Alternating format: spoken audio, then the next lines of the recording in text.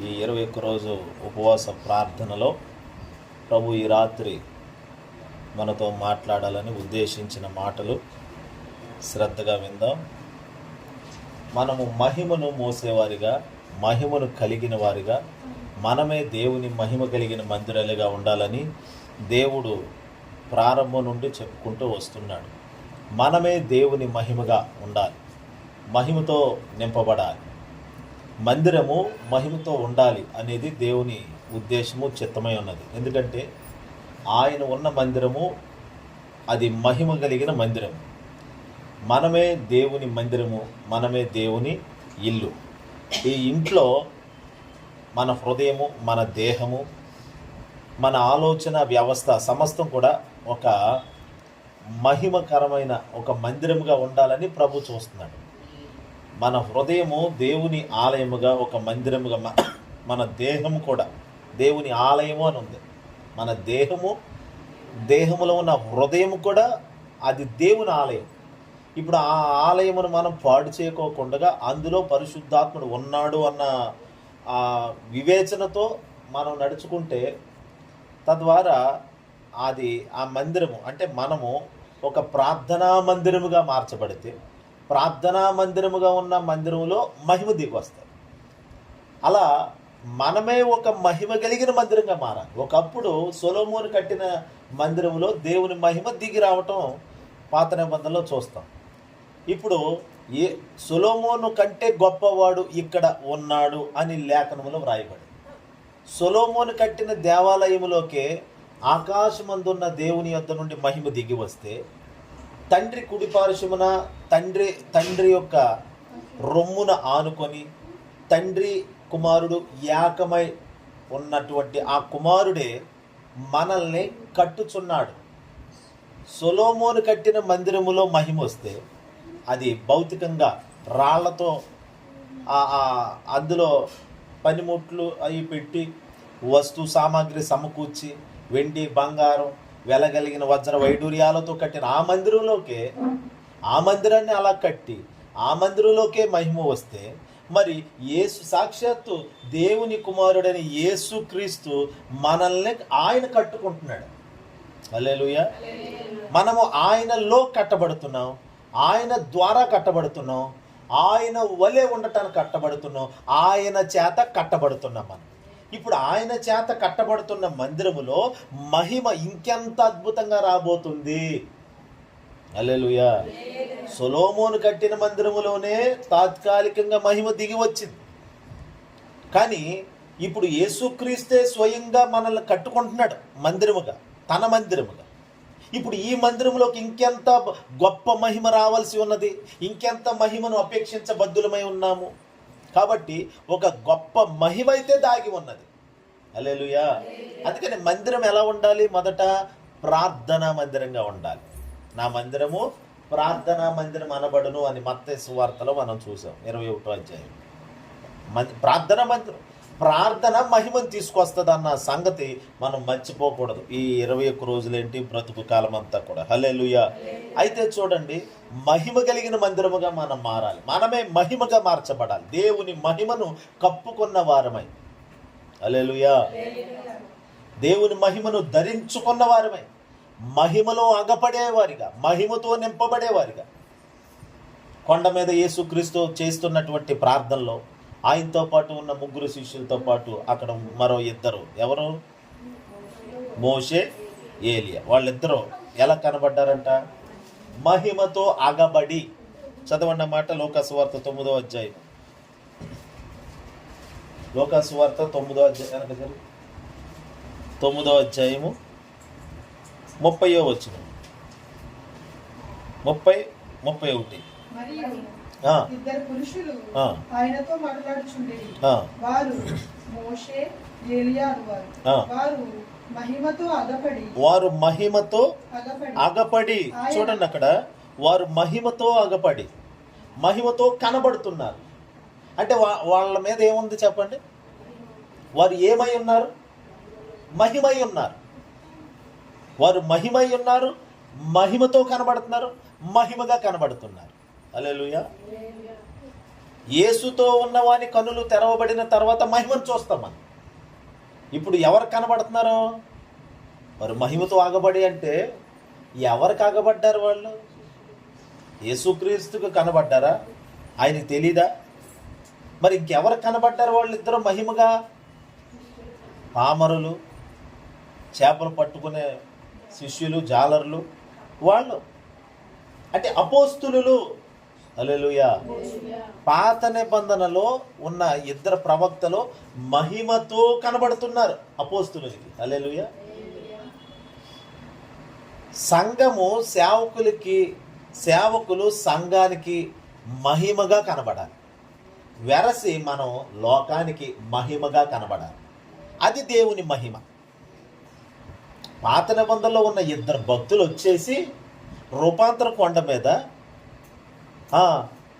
కొండ మీద ముగ్గురు శిష్యులు యేసుని వెంబడిస్తున్న వారికి వాళ్ళు మహిమగా కనబడ్డారు, మహిమతో ఆగబడ్డారంట. ఏం చూశారు మోషే మీరు అని అంటే కొండ మీద. ఏం చూశారు పేతురు అంటే కొండ మీద మహిమను చూసాం. మహిమ అంటే ఏంటి? అదే మోషేని చూసాం, మేము ఏలియాని చూసాం. హల్లెలూయా. వాళ్ళిద్దరిని చూసాం. వాళ్ళిద్దరూ అందుకనే యాకోబు పత్రికలు ఏమని రాశాడు? ఏలియా కోసం రాశాడు. యాకోబు పత్రికలో ఏలియా, ఇప్పుడు యాకోబు కూడా ఉన్నాడు కదండి కొండ మీద. అంటే అది చూసిందే రాస్తున్నాడు. మేము ఏదైతే ఆయన యొద్ద చూసామో, ఏదైతే మా చెవులు విన్నాయి, ఏదైతే మా చేతులు తాకే వాటినే మేము ప్రకటిస్తున్నాము అని శిష్యులు చెప్పారు. తర్వాత మేము చూచినది, కన్న వాటిని, విన్న వాటిని చెప్పకుండా ఉండలేమన్నారు వాళ్ళు. కన్న వాటిని అంటే చూసిన వాటిని, వినిన వాటిని, మా చెవులు దేనినైతే విన్నాయి, మా చేతులు దేనినైతే తాకినాయో దానినే మేము ప్రకటిస్తున్నాం అన్నారు. హల్లెలూయా. అంటే యేసుతో ఉన్నవారు ఏం చూస్తారంట? మహిమను చూస్తారు. మనం యేసుని వెంబడించిన వారమైతే, యేసుతో నడిచేవారమైతే, యేసే మన సర్వమైతే, యేసే మన ప్రాణమైతే, యేసే మన జీవమైతే మనము మహిమను చూస్తాం. చూడటం వేరు, అనుభవించటం వేరు, మహిమగా మారిపోవటం వేరు. హల్లెలూయా. మనము కూడా ఒకరోజు మహిమగా మారిపోతాం. ఇప్పుడు ఈ చూసిన వాళ్ళు ఎక్కడున్నారండి? మహిమలో ఉన్నారు. దేవుని మహిమలో వాళ్ళే ఉన్నారు. పేతురు కానీ, యాకోబు కానీ, యోహాను కానీ మహిమ ప్రత్యక్షతలు పొందుకున్నారు. మహిమలోకి వెళ్ళిపోయారు వాళ్ళు కూడా. హల్లెలూయా. వారు కూడా మహిమను అనుభవించారు. ఇప్పుడు మనం యేసుతో ప్రయాణములో ఉన్నాం. ఈ ప్రయాణములో మహిమను చూడాలి, మహిమను పొందాలి, మహిమను నింపుకోవాలి, మహిమను పోగు చేసుకోవాలి. ఆ మహిమ ఎలా ఉంటుంది వర్ణించడానికి ఎలా ఉంటుందండి? ఏ టైపులో ఉంటుందండి? దాని రూపం ఏమిటి అంటే, రూపము యేసు రూపము, మహిమ రూపము యేసు రూపం, మహిమ పోలిక యేసు పోలిక. హల్లెలూయా. అంతే, అదే మహిమ. యేసే మహిమ, మన మహిమ. హల్లెలూయా. యేసే మన మహిమ. యేసు నిండిపోతే మనమే మహిమ. మనలో యేసు ఉంటే అదే మహిమ. ఇప్పుడు ఆ మహిమ బయటికి రావాలి. యేసు మనలో నుండి బయటికి రావాలి. హల్లెలూయా. యేసుని లోకానికి ఇవ్వాలి మనం. అదే లోకము నిరీక్షణ లేకుండా ఉంది. లోకము పతనావస్థలో ఉన్నది. లోకము శిథిలమైపోయిన స్థితిలో ఉన్నది. మరి ఇప్పుడు లోకానికి ఏం కావాలి? ఈ ప్రపంచానికి ఏం కావాలంటే మహిమ నిరీక్షణ ఇవ్వాలి. ఇప్పుడు ప్రపంచము బాగుపడాలి అనంటే మహిమ రావాలి ప్రపంచానికి. లెమ్ము తేజరిల్లుము యెహోవా మహిమ నీ మీద ఉదయించుచున్నాడు. హల్లెలూయా. లేత గడ్డి మీద సూర్య కిరణాల తేజస్సు పడినట్లుగా, దేవుని బిడ్డల చచ్చిన ఎముకల మీదకు జీవం వచ్చినట్లుగా, మాంసం వచ్చినట్లుగా మనము చచ్చిన వారికి జీవాన్ని ఇచ్చేవారిగా, పతనంలో ఉన్న వారికి మహిమను ఇచ్చి తిరిగి నిలబెట్టేవారిగా మారాలి. యెహెజ్కేలు దర్శనములో ఎండిన ఎముకల లోయలో అదంతా మహిమ లేనిదిగా ఉన్నది. యెహెజ్కేలు ఆత్మను పొందినవాడే అక్కడ నిలవబడ్డాడు, ఆత్మలో నిలబడ్డాడు. అదిగోండి మహిమ వచ్చింది అక్కడికి. మహిమ కార్యాలు జరిగినాయి ఎండిన ఎముకల లోయలో. ఎముకలన్నిటికీ ఏమంటే నరాలు వచ్చినాయి, కండరాలు వచ్చినాయి, చర్మం వచ్చింది, వాటికి ప్రాణం వచ్చింది, జీవం వచ్చేసింది. ఇదే మహిమ. మనుషులు ఇలా ఉన్నారు లోకమందు. ఇప్పుడు మనమే నిరీక్షణ ఇచ్చేవారిగా ఉండాలి. మనమే లోకానికి చిగురింప చేసేవారిగా, లోకంలో ఉన్న మనుషుల్ని జీవింప చేసేవారిగా మార్చబడాలి. అది ఎలా సాధ్యమంటే మనము దేవుని మహిమను నింపుకొని మన మాటైనా, చర్యలైనా, క్రియలైనా, తలంపులైనా, ఊహలు, ఉద్దేశాలు, ఆలోచనలు, మాటలు, మన చూపులు, ప్రతి కదలిక, మన నీడ అన్నిటిని మహిమతో నింపుకుంటే, మన నీడ కూడా మహిమగా మారిపోతే, రోగి వచ్చి మన నీడలో నిలబడితే అదే స్వస్థత, అదే మహిమ. అంటే పేతురు నీడ పడినప్పుడు ఏం జరిగింది చెప్పండి? చనిపోయిన రోగులు కూడా, చనిపోయిన వారు కూడా లేపబడ్డారు. రోగులు స్వస్థత పొందుకున్నారు. వారు తాకిన వస్తువుని ఎవరైనా వచ్చి తాకితే రోగులు, వారికి స్వస్థత వచ్చేది. ఎలాగ? వారి నీడలో స్వస్థత, వారి ఉమ్ములో స్వస్థత. ఏమిటి అని అంటే వారి ఉమ్ము కూడా మహిమతో ఉంది. హల్లెలూయా. వారు పీల్చుకునే శ్వాస నిశ్వాసలు కూడా మహిమతోనే ఉన్నది. వారి నీడ మహిమతోనే నిండిపోయింది. నీడలోకి మహిమ వచ్చేసింది. సాధారణమైన నీడ కాదు, సాధారణమైన నీడ కాదు. ఆ నీడలో మహిమ ఉన్నది. అన్ని నీడలు వేరు, వారి నీడ వేరు. హల్లెలూయా. వారి నీడ వేరు. కాబట్టి అలాంటి మన నీడ కూడా అలా ఉండాలని ప్రభు చూస్తున్నాడు. పక్షపాతి కాదు దేవుడు. దేవుడు పక్షపాతి కాదు. వారికి మాత్రమే, వారు నాతో తిరిగారు, వారు అపోస్తులు, పిలువబడిన వారు. కాబట్టి ఈ 12 మందికే ఈ మహిమలు ఉండాలి, ఇంకెవరికి ఉండకూడదు అనేది దేవుని ధోరణి కాదు. మన ప్రభు యొక్క విధానం ఏమిటంటే హెచ్చు తగ్గులు లేనివాడు ఆయన, సమానత్వం కలిగిన వాడు ఆయన. అందుకని ఆయన నా యందు విశ్వాసం ఉంచిన వాడు నాకంటే గొప్ప కార్యాలు చేస్తాడు. అది శిష్యులేమిటి, మీరేమిటి, నేనేమిటి, రేపు రానున్న తరం ఏమిటి? ఎవరైతే యేసులో పూర్తిగా నాటబడి ఆ మహిమను మోస్తారో ఆ మహిమ వారి నీడను కూడా నింపబోతుంది. మన నీడను మహిమ నింపేయాలి. మన తలంపుల్ని దేవుని మహిమతో ఆవరించబడాలి, ఆకుపై చేసుకోవాలి. హల్లెలూయా. స్వాధీనం చేసేసుకోవాలి. మన పూర్తిగా మన యొక్క సర్వాన్ని పూర్తిగా, ఎక్కడ గ్యాప్ లేకుండా పూర్తిగా. చూడండి, మన దేహంలో రక్తము లేని భాగం ఎక్కడన్నా ఉందా? రక్తం మొత్తం తల మొదలుకొని అరిపాద వరకు రక్త సరఫరా ఉంటుంది కదా. ఆ ప్రసరణ జరుగుతూనే ఉంటుంది. ఎక్కడ బాడీ ఎక్కడ దెబ్బ తగిలిన ముందు వచ్చేది రక్తం. అలాగే మహిమ రావాలి మనలో. హల్లెలూయా. మహిమ రావాలి. అలా మహిమ వచ్చినప్పుడు దైవ కార్యాలు జరుగుతాయి. హల్లెలూయా. మహిమ వలనే దేవుని రాజ్యం కట్టబడతాయి. మహిమ లేకోకుండా మనం వట్టి వారమే, బూడిద వంటి వారమే, దుమ్ము ధూళితో సమానమే. కాబట్టి దేవుడు ఈ రాత్రి మన నుండి మహిమ రావాలి. 2 వ్యక్తులు మహిమతో ఆగాపడి 31వ వచనంలో నిర్గమమును కూర్చి ఎవరిద్దరు? వారు ఆ మోషే, ఏలియా. ఇప్పుడు చూడండి, నిన్న రాత్రి చెప్పాను, మోషే ఒక గుంపులో ఉండి మహిమను పొందుకున్నాడు. హల్లెలూయా. అంటే ప్రార్థన, గుంపుతో కలిసి, సమూహముతో కలిసి ప్రార్థన చేయటం ద్వారా మహిమను క్యారీ చేయగలుగుతాం, మహిమను పొందుకోగలుగుతాం. హల్లెలూయా. రెండోది, ఉదయం నేను చెప్పాను, ఏం చెప్పాను? ఆసక్తి ఉండాలి. ప్రార్థనలు ఏముండాలి? ఆసక్తి ఉండాలి. ఆసక్తి అంటే మూడు విధములైన ఆసక్తి. అదేంటి? వాక్యం నిమిత్తమైన ఆసక్తి ఉండాలి, ప్రార్థన నిమిత్తమైన ఆసక్తి ఉండాలి, కృపావరాలను గూర్చిన ఆసక్తి ఉండాలి. ఎందుకని? మందిరము కదా. నా తండ్రి ఇంటి పట్ల నేను ఆసక్తి కలిగి ఉన్నాను. ఆయనే మన పట్ల ఎంత ఆసక్తి ఉంటే మరి మందిరముగా ఉన్న మనం ఇంకెంత ఆసక్తిగా ఉండాలి. ఈ దేవుని మహిమ కలిగిన మందిరమైన మనము ఇంకెంత ఆసక్తిని కలుపరచాలి మనం. హల్లెలూయా. కాబట్టి మోషే ఒక మహిమ కలిగిన మందిరము, ఏలియా ఒక మహిమ కలిగిన మందిరం. హల్లెలూయా. అయితే చూడండి, మోషేను గురించి కొన్ని విషయాలు. మోషే మహిమ కలిగిన మందిరంగా మారడానికి ఒకటి, అతడు ప్రార్థనా సమూహాన్ని కలిగి ఉన్నాడు, అప్పుడు మహిమతో నింపబడతాం. రెండోది, అతడు కూడా, ఏలియా ఏమిటి, మోషే ఏమిటి, బహు ఆసక్తి కలిగిన వారై, దేవుని పట్ల శ్రద్ధ కలిగిన వారై ఎంతో నమ్మకంగా వారు కొనసాగటం, తద్వారా వారు మహిమతో నింపబడ్డారు. మరొక మాట కూడా చూద్దాం. చూడండి, హెబ్రీ పత్రిక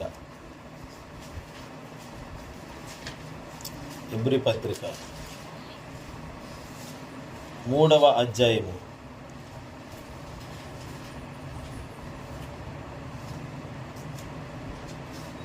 2వ వచనం.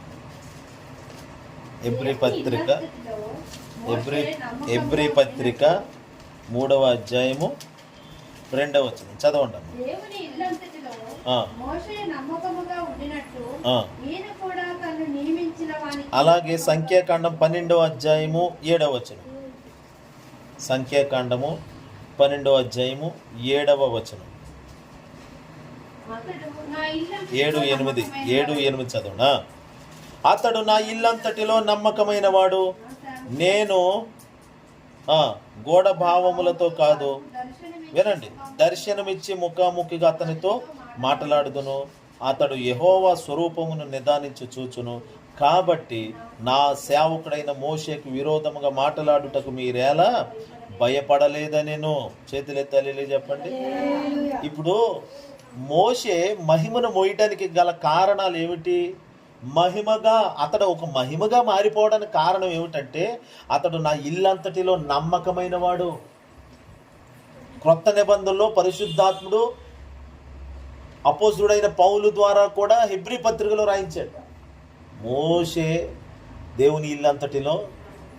అంటే అటు పాత నిబంధనలోనైనా కొత్త నిబంధనలోనైనా ఇంకా రానున్న నిబంధనలు ఒకవేళ ఏదైనా ప్రభు మరలా రాయిపిస్తే అన్నిట్లో వారి పేర్లు ఆయన రాసి పెడతాడు. ఎందుకంటే వాళ్ళు మహిమతో ఉన్నారు కాబట్టి. అంటే మహిమను కలిగిన వాడు ఎప్పుడూ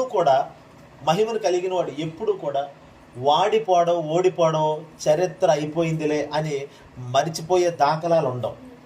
వారిని గూర్చిన చరిత్ర మరుగైపోవడం అంటూ జరగదు. వారి చరిత్ర తాజాగానే ఉంటుంది ఎప్పుడూ కూడా. వారిని గూర్చిన ప్రత్యక్షతలు మనం దేవుని యొద్ద పొందితే అది ఎప్పుడు తాజాగానే ఉంటుంది. హల్లెలూయా. గొప్పగా నూతనంగానే ఉంటుంది. మరలా వింటాము, మళ్ళీ మోషేను గురించి మళ్ళీ వింటే మళ్ళీ క్రొత్తగా దేవుడు ఇంకో ప్రత్యక్షత ఇస్తాడు. ఎందుకంటే వారిలో దాగి ఉన్న మహిమ అంతము లేని మహిమ, అడుగు లేని మహిమ. అది అడుగు బాగోలేదు. ఎంత ఉందండి దాని లోతు, మహిమ యొక్క లోతు ఎంత ఉందో చూద్దామా అంటే అసలు ఆ లోతులోకి వెళ్తే ఇంక వెళ్ళటమే. అంత మహిమ అనేది అంత లోతైనది. అలాంటి మహిమను వారు పొందుకొని ఉన్నారు వారు. హల్లెలూయా. ఇప్పుడు దేవుని మందిరమైన మనము కూడా అలాంటి మహిమతో నింపబడాలని ప్రభు చూస్తున్నాడు. మన పితరుడైనటువంటి ఆదాము అలాంటి మహిమనే తను ధరించుకొని ఉన్నాడు. ఆ మహిమలోనే ఉండేవాడు అతను. ఆ మహిమ నుండే బయటకు వచ్చేసాడు. ఆ మహిమ నుండే భార్య భర్తలు ఇద్దరు బయటకు వచ్చేసారు, కోల్పోయారు. అయితే యేసుక్రీస్తు మరలా వచ్చి మందిరముగా మనల్ని కడుతూ ఇప్పుడు ఆ మందిరంలోకి మరలా మహిమ రావాలని చూస్తున్నాడు. హల్లెలూయా. అందుకనే మన ప్రత్యక్షత ఏమిటి ఎప్పుడు అంటే, నేను మహిమ కలిగిన మందిరాన్ని, నేను చెప్పండి, ఒక మహిమ కలిగిన మందిరాన్ని. ఇప్పుడు ఈ మహిమ కలిగిన మందిరముగా మారటం అంటే అంత ఈజీ కాదండి. అది ఎలాగంటే అందరితో సహనముతో, అందరూ రకరకాల వ్యక్తులు ఉంటారు. అలాంటి వ్యక్తులను సహించుకుంటూ, వారిని క్షమించుకుంటూ, వారి ఎడల ఓరిమి పడుతూ, వారి మధ్యలో వారి యొక్క చర్యలను సహిస్తూ ఓర్చుకున్నాడు మోషే. హల్లెలూయా. వారందరూ అలాంటి వారి మధ్యలో ప్రార్థనా పరుడుగా ఉన్నాడు అతను. అలాగే ప్రార్థనా గుంపును కూడా కలిగి ఉన్నాడు. అలాంటి వారి మధ్యలో ప్రతికూలమైన వ్యక్తులు అందరూ, మనకు అనుకూలంగా ఎవరు ఉండరండి. ఈ మనిషి అనుకూలంగా మారాలి, ఇతడు అనుకూలంగా, ఈమె అనుకూలంగా, నా పరిస్థితులన్నీ చక్కబడిపోయి కరెక్ట్గా ఉండవు. అలాంటి అనుకూలమైన పరిస్థితులు వాంఛించవచ్చు, కానీ అవి అలాగే ఉండాలని ఏమి మనకి సిస్టమ్ ఏమీ లేదు. మోషే అలాంటి పరిస్థితుల్లో ఉండి కూడా మొరపెట్టాడు దేవునికి. చుట్టూ గందరగోళ మధ్యలో శవాలన్నీ తేల్తా ఉన్నాయి. ఆ టైంలో నోవహు ఒక బలిని అర్పిస్తే ఆ బలిని అంగీకరించడానికి దేవుడు వచ్చాడు. ఇలాంటి దుర్వాసన కలిగిన పరిస్థితుల్లో ఎలా ప్రార్థన చేయగలుగుతున్నావు నోవహు? ఇలాంటి వ్యక్తుల మధ్యలోనా, ఇలాంటి పాపాత్ముల మధ్యలో నువ్వు నీతిమంతుడిగా ఎలా ఉండగలుగుతున్నావు? ఈ తరము వారిలో నీవే నా ఎదుట నీతిమంతుడై ఉండుట నేను చూచాను. ఆ సాక్ష్యం రావాలి కదా. ప్రభా నేను వీళ్ళని సహించుకోలేను, ఈమెను సహించుకోలేను, అతన్ని సహించుకోలేను, ఓర్చుకోలేను అని చెప్పి వాళ్ళ మీద నేరాలు మోపుతూ, నెపాలు మోపుతూ, నిందలు మోపుతూ, అట్లాగా సాకులు చెప్పుకుంటూ, ఏమంటే వారి మీద ఫిర్యాదులు చేసేటట్లుగా అలాంటి మైండ్ సెట్తో ఉంటే ఇక నీకు మహిమ కాదు, ఒట్టి బూడిద మిగులుతుంది. అందుకని దేవుని బిడ్డలారా, ఒక పాఠం నేర్చుకోవాలి మనం ఈ రాత్రి. హల్లెలూయా చెప్పండి. ప్రతికూలమైన వ్యక్తులే ఉంటారు మన చుట్టూను, పరిస్థితులు అలాగే ఉంటాయి. అలాంటప్పుడే మనం మహిమను మూసేవారిగా ఉండాలి. ఎండిన ఎముకలోయే అది, ఒక్క ఎముకలో కూడా జీవం లేదు. ఆత్మ కలిగి ఉన్నాడు, లోపలికి వెళ్ళాడు, ఈ ఎముక బాగాలేదు, ఈ ఎముకలో అది ఉంది, ఈ ఎముకలో, ఎముకంటే స్త్రీ కదండి ముఖ్యంగా, స్త్రీని ఎముకతోనే కదా చేశాడు ఆయన. పోనీ స్త్రీలు ఉన్నారనుకోండి, ఆ స్త్రీల మధ్యలోకి అతడు వెళ్ళాడు, కానీ ఏం చేశాడు, అక్కడ ఏం జరిగింది? వాళ్ళ మీద ఫిర్యాదులు చేస్తూ ఉన్నాడా? లేకపోతే వీళ్ళ మీద ఏమైనా చాడీలు చెప్పేవాడిగా ఉన్నాడా? లేదు. ఏం జరిగింది అక్కడ? దేవునితో కలిసి అక్కడ ప్రవచించడం ఆరంభించాడు. ప్రవక్త కదా, ప్రవచనాత్మ ఏది మరి? హల్లెలూయా చెప్పండి. మన పరిచర్యయే ప్రవచనాత్మక పరిచర్య. మనలో ఉంచిన ఆత్మే ప్రవచనాత్మ. పరిశుద్ధాత్ముడు ప్రవచనాత్మకమైన పనిని మనలో నుండి జరిగించాలనుకుంటాడు. యెహెజ్కేలు ఆ ఎండిన ఎముకల్లోకి వెళ్ళి, ప్రభువా, ఆయన అడిగాడు అక్కడికి, ఇవేంటి నీకు కనబడుతున్నాయి అంటే కనబడుతున్నాయి. ఈ బ్రతుకుతాయా అంటే నీకే తెలియను ప్రభువా. ఈ బ్రతుకుతాయా అంటే ఒకవేళ మన బోటోళ్ళు అయితే, విసుగుపోయిన వాళ్ళు అయితే, ఎక్కడ బతుకుతాయి అవి చూసే ఎలాగున్నాయో, చిచ్చి వాళ్ళు బాగుపడతారా, వాళ్ళ బుద్ధి మారుతుందా, వాళ్ళ స్వభావం మారుతుందా, వాళ్ళకి ఇంకంతే అని ఇలా నెపాలు మోపుతూ ఫిర్యాదులు చేస్తూ ఉండటమే. అయితే నువ్వు వచ్చానైనా నువ్వు ఇక్కడ అక్కర్లేదు అని ప్లేస్ మార్చేస్తాడు దేవుడు. అందుకని ఆ దిశగా ఉండకూడదు. యెహెజ్కేలు దేవునితో కలిసి, అది నీకే తెలియను నాయనా. చూడండి ఆ మాటలు యెహెజ్కేలు గ్రంథంలో 37వ అధ్యాయం మొదటి వచనం నుండి. యెహెజ్కేలు 37వ అధ్యాయం మొదటి వచనం నుండి.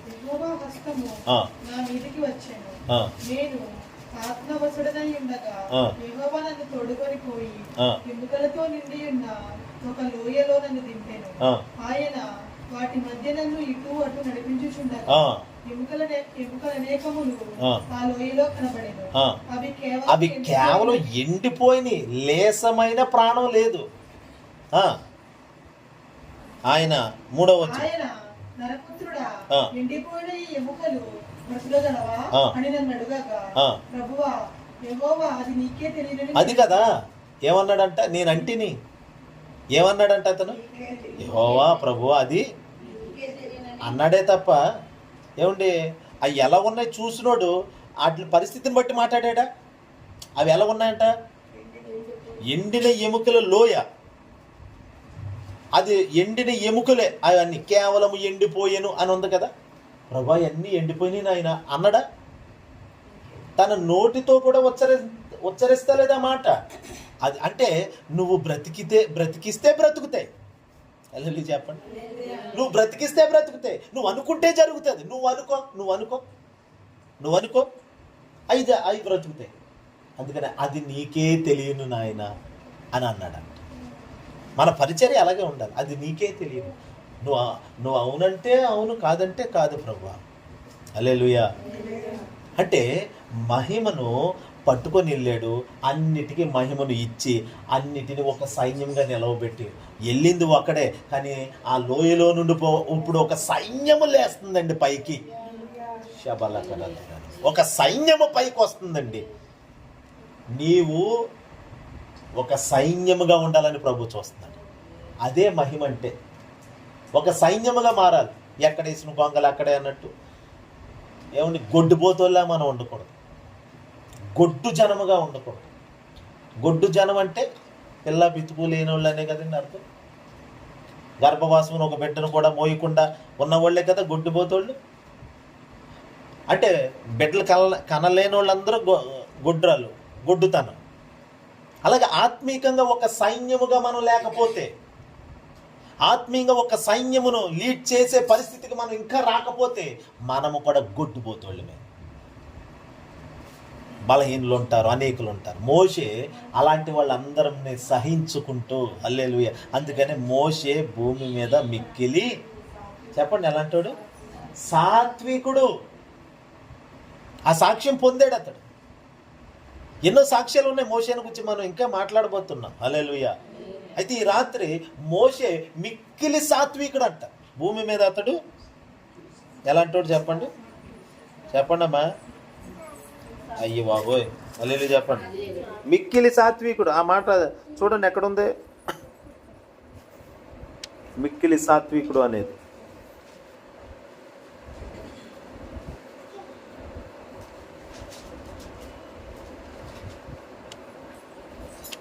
అదే 12:3 చూడండి. అదే సంఖ్యాకాండం 12:3.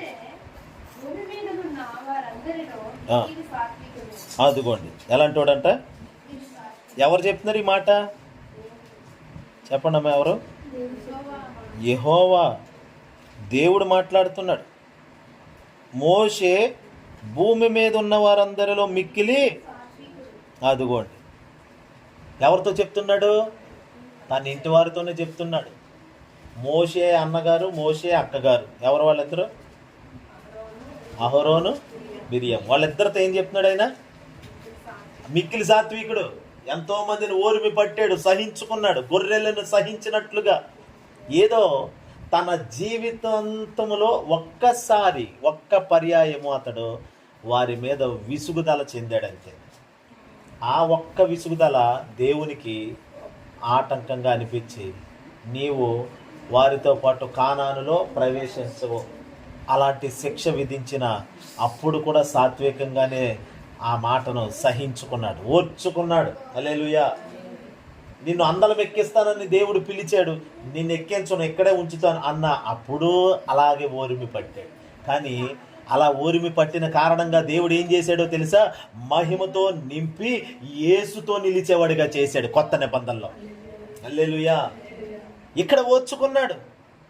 ప్రభువా, నువ్వు నన్ను ఏ స్థితిలో ఉంచినా, ఏ స్థితిలో ఉన్నా, హల్లెలూయా, నేనేమై ఉన్నా, ఏ స్థితిలో ఉన్నా, నేనేమై ఉన్నా, ఏ స్థితిలో ఉన్నా, ఇంకేమి కోరుకోనయ్యా,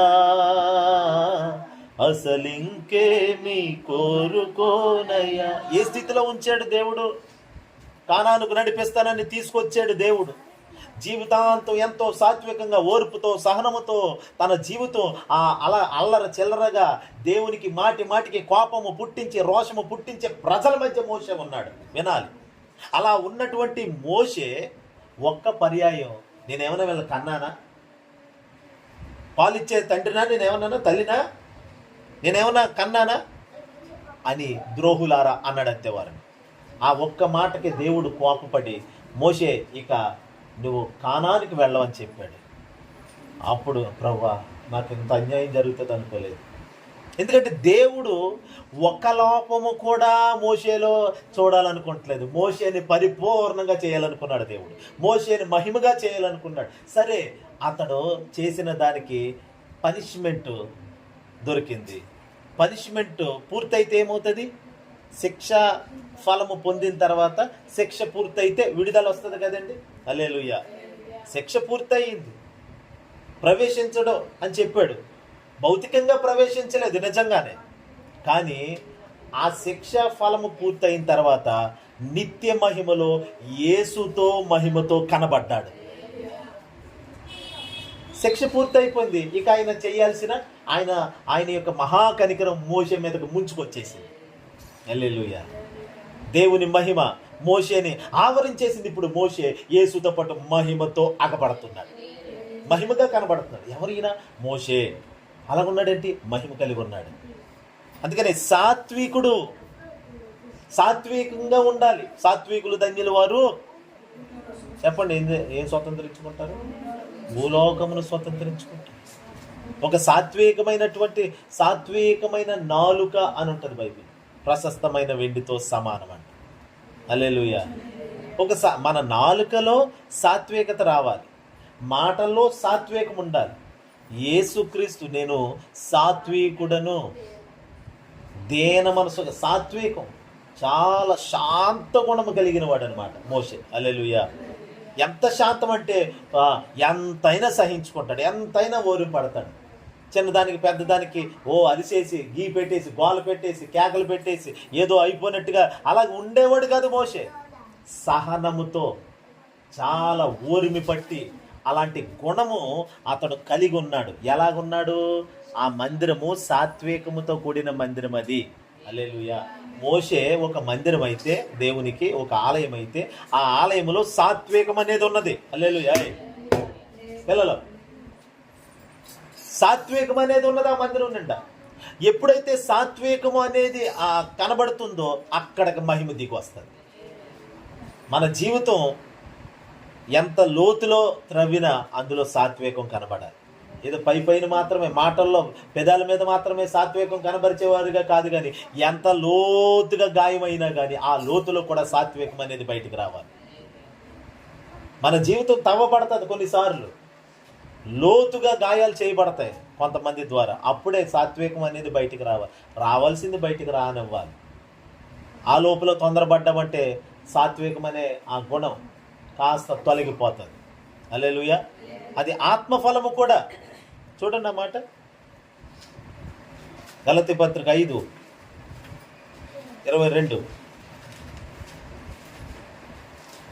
చూడండి. అయితే ఆత్మఫలం ఏమనగా ప్రేమ, సంతోషము, సమాధానము, దీర్ఘశాంతము, దయాళత్వం, మంచితనం, విశ్వాసము, ఆశా నిగ్రహం. అంటే ఇప్పుడు ఆత్మఫలము పరిశుద్ధాత్ముడు, నేను చెప్పాను కదండి, మందిరములో ప్రార్థన ఉంటే ప్రార్థన ద్వారా మహిమ ఉంటుంది. ప్రార్థన మందిరము, అది ప్రార్థన మందిరం అయితే అందులో పరిశుద్ధాత్ముడు ఉంటాడు. మీ దేహము దేవుని ఆలయం. మీలో పరిశుద్ధాత్ముడు ఉన్నాడని, వస్తాడని మీరు ఎరగరా కాదు, ఉన్నాడని ఎరగలేదు, ఇంకా తెలుసుకోలేదా? తెలుసుకోండి. ఇప్పుడు ఈ మందిరములో పరిశుద్ధాత్ముడు ఉన్నాడు. పరిశుద్ధాత్ముడు ఉంటే పరిశుద్ధాత్ముడు తనలో ఉన్న వాటిని ఉద్భవింపచేస్తాడు. చేపనే కంటారు. హల్లెలూయా. చేప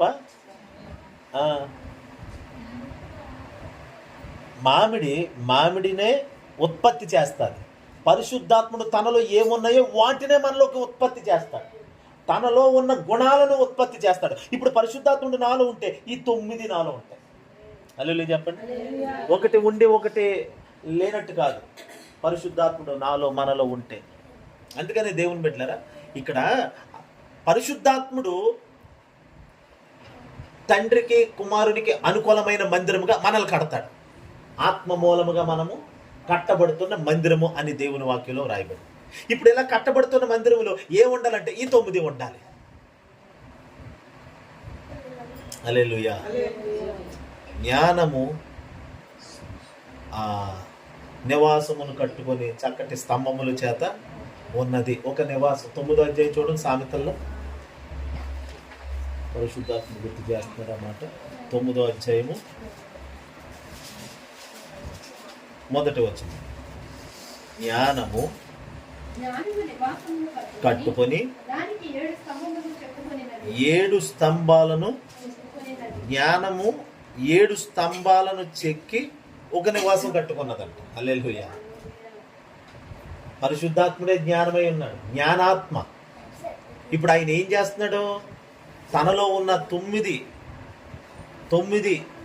ఆత్మ ఫలాలు వాటిని మనలో పెట్టి కడుతున్నాడు ఆయన. ఇందులో ఇన్బిల్ట్ చేసి మరి కట్టేస్తున్నాడు. హల్లెలూయా. ఏమేసి కట్టారండి ఇదంటే? పూర్వం బిజ్జీలు ఏమేసి కట్టారు? కోడిగుడ్డు, సొన, ఏమండి ఏవేవో వేసి కట్టారంటే కొన్ని పాత బిజ్జీలు బ్రిటిష్ వాళ్ళు ఎన్నో వాటిని మిళితం చేసి కట్టారంట, పాత బ్రిడ్జీలు. ఇప్పుడు ఒక గోడ కట్టాలంటే ఇప్పుడు ఏం కడతారు? కాంక్రీటు, సిమెంటు, ఇసుక ఇవన్నీ వేసి కడుతున్నారు. ఇప్పుడు పరిశుద్ధాత్ముడు మనల్ని కట్టేటప్పుడు ఇవన్నీ పోసి కడుతున్నాడు. మనం ప్రేమ, సంతోషం, సమాధానం. ఇప్పుడు మనం దేవునికి అనుకూలమైన మందిరముగా కట్టబడాలని. ఇప్పుడు ఇలా కట్టబడితే ఇందులో ఏమొస్తుంది? సాత్వికం వస్తుంది. హల్లెలూయా. సాత్వికం ఉందంటే మిగతా కూడా ఉన్నట్టే. హల్లెలూయా. అంటే పరిశుద్ధాత్ముడు ఉన్నాడంటే, పరిశుద్ధాత్ముడు మనలో ఉన్నాడంటే ఈ 9 మనలో ఇవన్నీ పోసి కడుతున్నాడు ఆయన మనల్ని. మరి అవన్నీ ఏమైనాయి? అవన్నీ ఎలాగా? అవి ఎప్పుడు కనబడతాయి, ఎప్పుడు బయటకు వస్తాయి? వాటితో పని ఉండదా? అవి ఊరకనే పోసి కడుతున్నాడా? ఆయా సందర్భాలలో మన జీవితంలో అవి ఆ పరిస్థితులు ఎదురైనప్పుడు దానికి సంబంధించిన సాత్వికం బయటికి రావాలి. మనకు వ్యతిరేకమైన ఒక శత్రువు కనబడితే అప్పుడు ప్రేమ అనేది బయటికి రావాలి. హల్లెలూయా. మనకు దుఃఖం అనేది ఎదురుపడినప్పుడు అప్పుడు సంతోషం అనే ఫలం బయటికి రావాలి. ఈ ఊరకనే పరిశుద్ధాత్ముడు ఇవన్నీ ఉండాలి అని తెచ్చి పెడతలేదు ఆయన. హల్లెలూయా.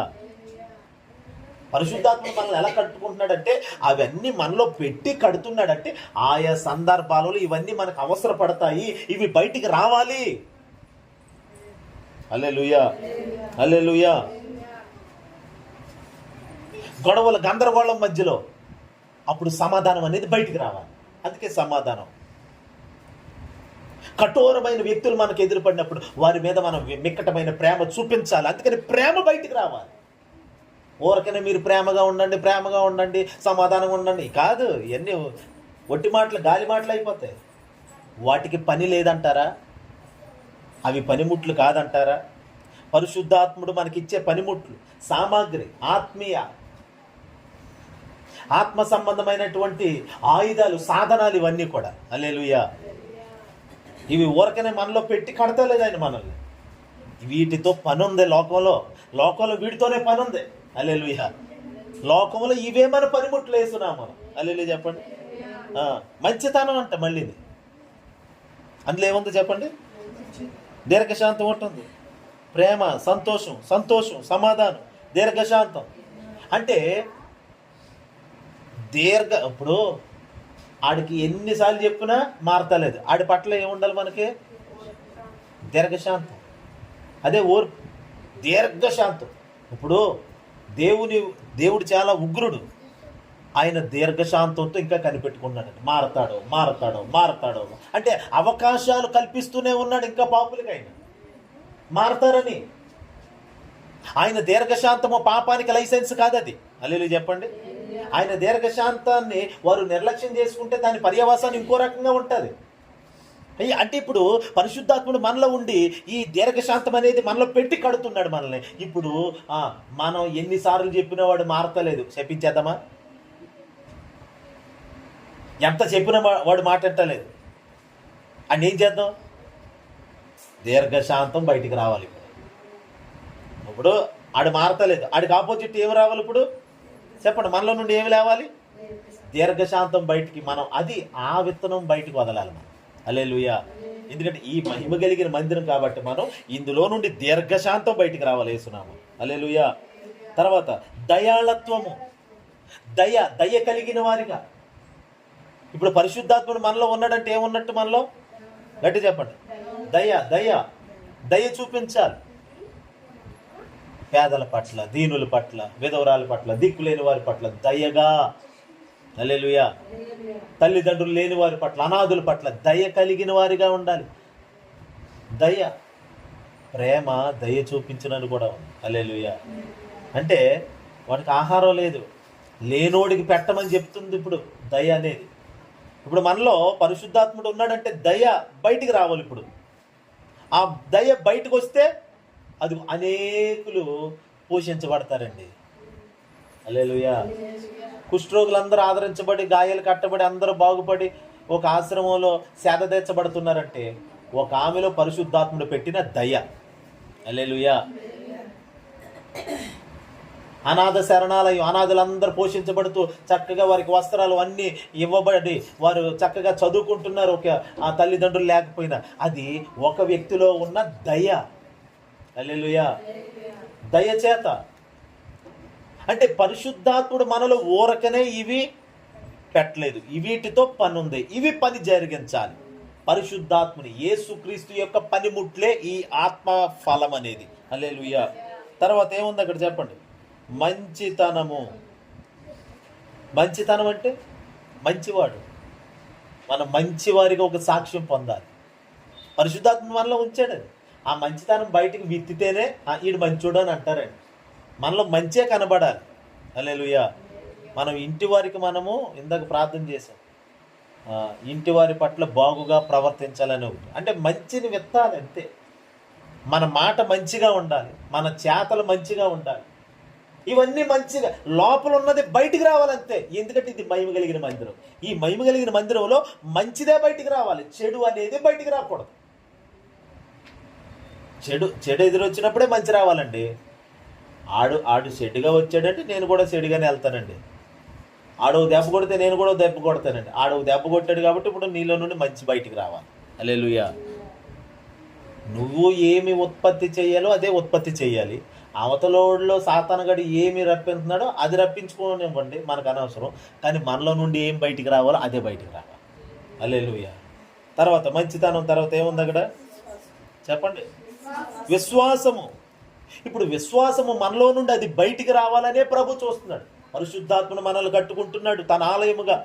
మనం ఆయన ఆలయమై ఉన్నాం, ఆయన మనలో ఉన్నాడు. ఇప్పుడు ఆయన మనలో ఉన్నాడు కాబట్టి ఇప్పుడు విశ్వాసము. హల్లెలూయా. చెప్పండి ఏంటది? విశ్వాసము. ఈ విశ్వాసంతో చాలా గొప్ప కార్యాలు జరుగుతాయి, చాలా గొప్ప కార్యాలు. మరి మిగతా అవి కూడా పవర్ఫుల్ వెపన్సే. ఇప్పుడు చెప్పిన ప్రేమ, మరి ప్రేమతోనే యేసుక్రీస్తు మొత్తం లోకాన్ని జయించేశాడు. ఎంత గొప్ప ఆయుధమో చూడండి అది. హల్లెలూయా. ప్రేమతోనే మనల్ని గెలిచాడు. లేకపోతే మనుషుడు తన పాపాన్ని ఎవడైనా ఒప్పుకుంటాడండి ఈ రోజుల్లో? ఎవరైనా ఇలా నేరం మోపితే నిందిస్తే ఒప్పుకుంటాడండి? అటు నిజంగా తప్పు చేసినోడైనా కానీ ఒప్పుకుంటాడు. నేను చేశానా అంటాడు. కానీ ఎవ్వరో చెప్పకపోయినా యేసు ప్రేమ చేత ఒక వ్యక్తి తాకబడినప్పుడు నేను పాపినయ్యా, నన్ను క్షమించయ్యా, రొమ్ము కొట్టుకుని ఏడ్చేస్తున్నాడంటే దాని అర్థం ప్రేమకి ఎంత పవర్ఫుల్ ఉందో చూడండి, ప్రేమ ఎంత శక్తివంతమైందో చూడండి. అది ప్రేమలో ఉన్న దమ్ము అన్నమాట అది. హల్లెలూయా. కాబట్టి చూడండి ఇక్కడ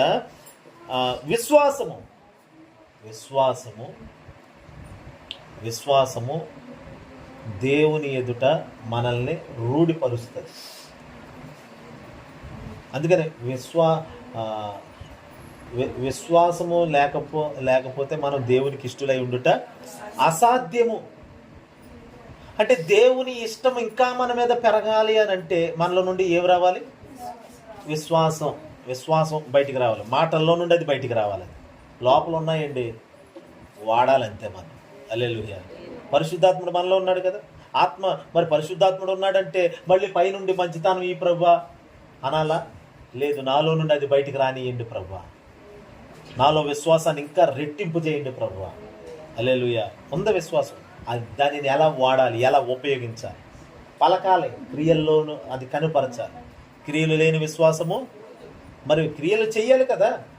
అబ్రహాము తన కుమారుని తీసుకొచ్చి బలిపీఠం మీద పెట్టాడు, క్రియ జరిగించాడు, తన విశ్వాసాన్ని చూపించాడు. విశ్వాసం లోపల ఉంది, నాకుందే విశ్వాసం ఉంది, నాకుందే విశ్వాసం చెప్పుకోవడం కోసం కాదు, అది బయటికి రావడం కోసమే. విశ్వాసము క్రియలు జరిగించాలి, విశ్వాసము పనులు జరిగించాలి.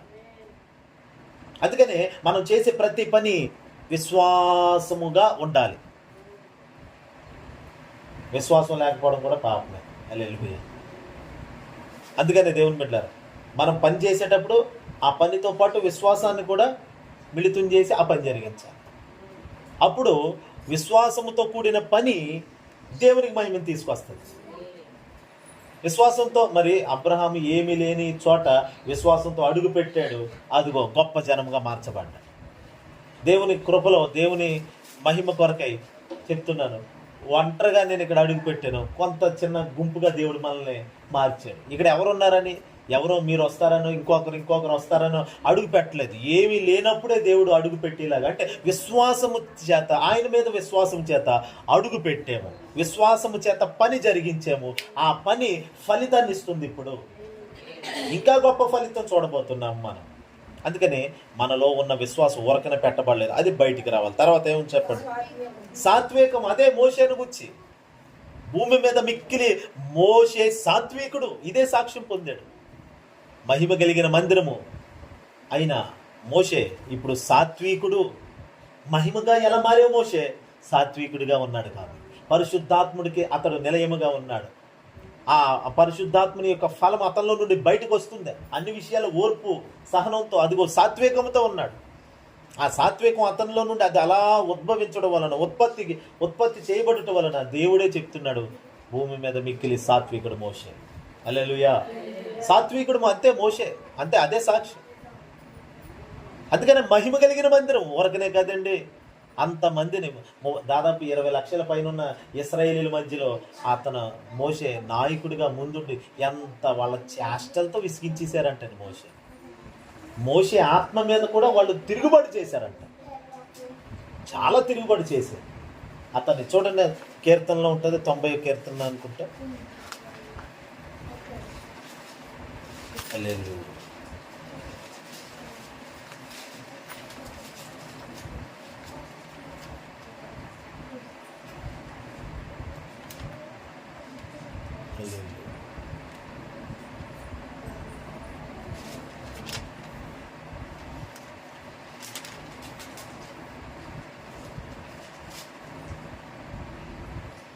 వారు నా పరిశుద్ధతను సన్మానించకపోయిరి అని అంటున్నారు.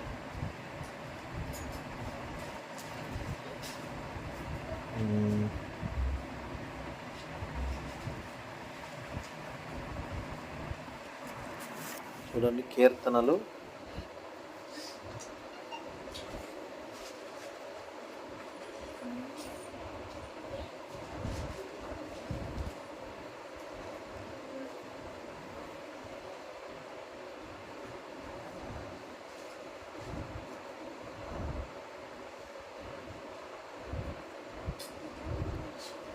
106 అధ్యాయం 33, కీర్తనలు 106:33 చూడండి.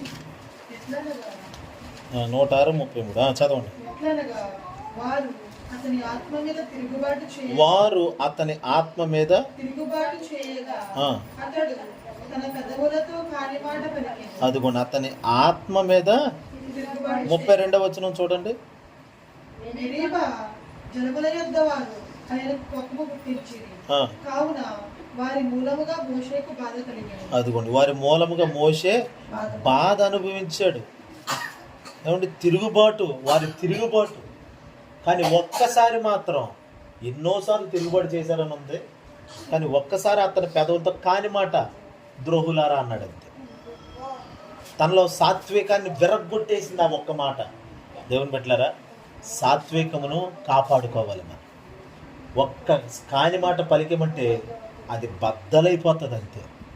ఇంతవరకు మెయింటైన్ చేసుకుంటూ కాపాడుకుంటూ వచ్చిన సాత్వికం ఒక్కసారి అలా ముక్కలైపోయింది. ఏదో గాజు గ్లాసు అంతవరకు పట్టుకొని కాపాడుకుంటూ వచ్చి ఒక్కసారి నేల పడితే ముక్కలైపోయినట్లుగా మోషే సాత్వికం అట్లాగా బద్దలైనట్లుగా మారిపోయింది ఒక్కసారి. కాని మాట చూడండి, మన మాటలు మనలో ఉన్నటువంటి ఆత్మీయ గుణాలను సంహరిస్తాయి. సరైన మంచి మాటలే మన నోట ఉచ్చరించాలి మనం. హల్లెలూయా.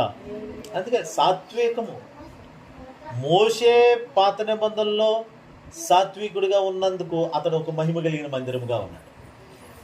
యేసుక్రీస్తు ఆయన నేను సాత్వికుడును, మీ మీద నా కాడి ఎత్తుకొని నేర్చుకోండి, నా యొద్ద నేర్చుకోండి అని ప్రభు చెప్పాడు. అంటే యేసుతో ఉన్న వాళ్ళు సాత్వికులై ఉంటారు. చూడండి, ఇప్పుడు శిష్యులందరూ యేసుక్రీస్తుతో ఒక శిష్యుడు తప్ప మిగతా 11 మంది శిష్యులు ఎక్కడ కూడా యుద్ధం చేయలే, గొడవలు ఆడలేదు. జైల్లో అయితే జైల్లో వేయించుకున్నారు, దెబ్బలు కొడితే కొట్టించుకున్నారు, తిడితే తిట్టించుకున్నారు, ఉమ్ములేస్తే ఉంచుకున్నారు, సిలివేస్తానంటే వేసుకో, తలకిందులు వేసుకో అని ఇట్లా తమ్మును తాము అప్పగించుకున్నారంటే ఎంత సాత్వికంగా నడుచుకున్నారో చూడండి వారు. హల్లెలూయా. అంటే యేసుతో ఉండటం వలన, యేసే వారి సర్వం అవటం వలన వారు కూడా సాత్వికులుగా మారిపోయారు. హల్లెలూయా. వారు సాత్వికులుగా మార్చబడ్డారు. అదే సాత్వికం, అది మోషే కూడా కలిగిన కారణంగా మోషే తర్వాత మహిమలో ఆ యేసుతో కలుసుకున్నాడు. అతడు ఒక మహిమ కలిగిన మందిరం కాబట్టి మహిమ కలిగిన మందిరంలో అది ఊరకనే కాదు, అది సాత్వికము వలన అతడు ఒక మహిమ కలిగిన వాడిగా కనబడుతున్నాడు, మహిమ కలిగిన వాడిగా మార్చబడ్డాడు. మహిమ అతనిలో నుండి ఉద్భవిస్తుంది. మనం దేవుని మహిమ కలిగిన మందిరముగా ఉండటానికి మనలో సాత్వికాన్ని కాపాడుకోవాలి, సాత్వికమును మెయింటైన్ చేయాలి. ఏ పరిస్థితి అయినా, ఎటువంటి పరిస్థితులు కలిగిన వ్యక్తులు మన ఎదుటికి వచ్చినా సాత్వికాన్ని బద్దలు కాకుండా చూసుకోవాలి. దేవుడి మాటలు మన వినికిల్లో దీవించును గాక. ప్రార్థన చేసుకోవాలి.